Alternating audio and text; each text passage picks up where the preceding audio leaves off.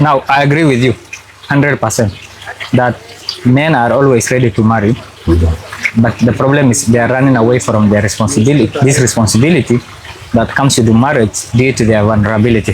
That's 100%. There's a second case about people who can afford and they are of age. Some are into their 30s.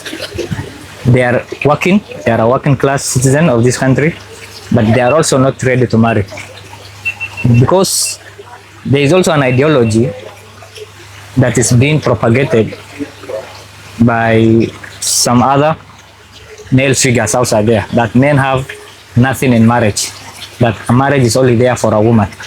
When in reality, men also have a lot to gain from marriage, especially if you are a Muslim male. So, what do you say to these fellows who can afford to marry, but because of the ideas and the brainwashing that is being done to them, they are not considering marriage as even an option in their life?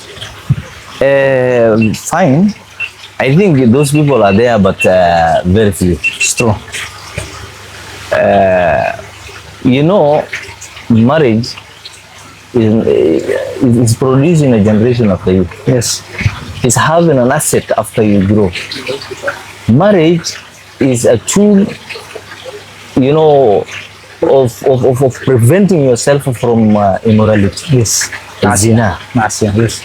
Even in our religion, you are told don't do zina. You have not been told don't do zina. You have been told don't go near. ولا تقربوا الزنا. Don't go near zina. Now, and if you do zina and it becomes a norm of your character, then it will become an addiction. Once zina becomes an addiction in your life, then you will not care whether you marry or not. Thinking that marriage is for sexual satisfaction. Marriage is not for sexual satisfaction. Marriage, you will have, you know, a better family. You will have a family of yours. You will produce children. Those children are your asset. Now, whenever, you know, people go to farm, plant crops, you know, harvest it, you know, after harvesting it, use it. That is now the kind, the situation in marriage.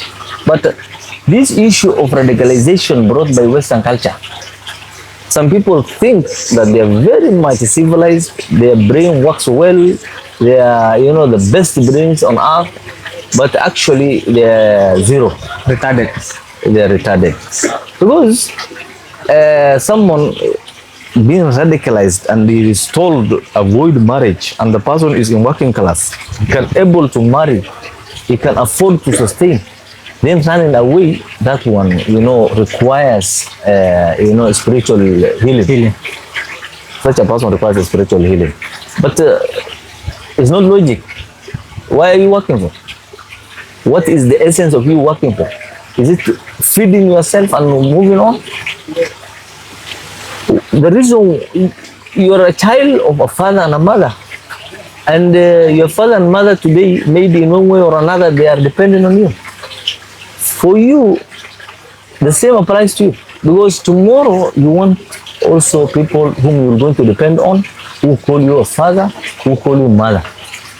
But you work, you have millions in your account, you just move on, do immorality, then life goes on. At the end, your life will end in a miserable situation. There are issues you have raised, because I need to ask you about what is the solution to this problem.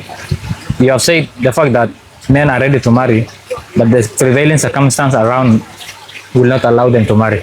And one of the things you raise is how the marriage process has been commercialized, about issues of Dowry issue. the dowry issues, the information in the first place, and then the engagement, and now the wedding itself, which is one of the most expensive things to do. Very expensive. What do you think is the solution to this problem? The solution is very simple. We are Muslim, and Islam encourages marriage and discourages immorality, zina, and all those things. Parents should know one thing: they make their daughters very expensive and lead men to run away from marrying their daughters. Yes.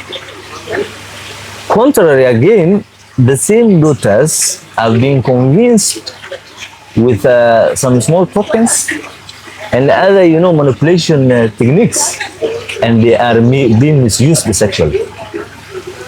You're used in the halal way, but they are being used in the haram way. They must figure out this. They don't. They have to eradicate this mentality of commercializing or looking profit out of their daughters. You cannot sell a human being. There's no price for a human being. This lady will not be a slave to the money you give. This lady will going to be producing, and the children she produces will be your children too, because you will be the uncles, aunts, grandfathers, and grandmothers of the children she will produce. That important aspect should be considered instead of money that you will be given today and tomorrow you will be remaining with nothing. Then the rate of children born out of wedlock are also increasing. The rate of HIV/AIDS is increasing. The rate of other STI diseases are increasing. The reason being the marriage institution have been made expensive and commercialized. This commercialization aspect of the marriage should be removed in totality. If at all, because this is a child of someone that has been raised up, educated, fed, and all requirement has been provided till she or he reached the age of marriage, some small motivation things is not bad. Okay. Some small things are not bad, but when your daughter is being approached for marriage, you hike the price as if you want to sell her in totality, it's not good. So it requires collective responsibility. The religious leaders should wake up, talk to the people, reduce these too much prices of marriage. 2, risk is given by God. Kitu ya kukula ni Mungu anapeana. God created you, and he has a reason why he created you.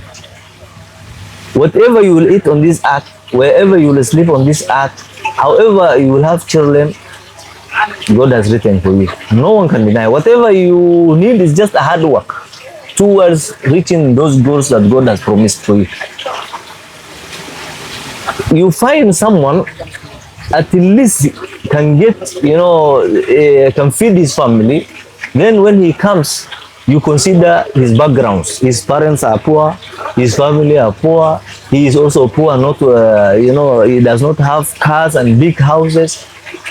You judge the person by this. But that person, God can change his life in 1 second. Yes. So don't consider the wealthy people. In fact, the wealthy people and the poor people are more humble than the wealthy people. Most of the wealthy people's marriages have got even dots than the poor people's marriages. So when you are giving your daughters to men, consider the faith, not the wealth. That's, I think, the advice I could have given the parent. Okay. Ladies also, when selecting, men, they should not go for, you look for men, that have got wealth, men who are handsome, men, everybody on this earth has been created by God. No one is ugly, no one is handsome. Consider a man that can sustain you, can father your children, and the rest trust God, Allah subhanahu wa ta'ala, who created you, and go into marriage instead of falling into problems. Thank you.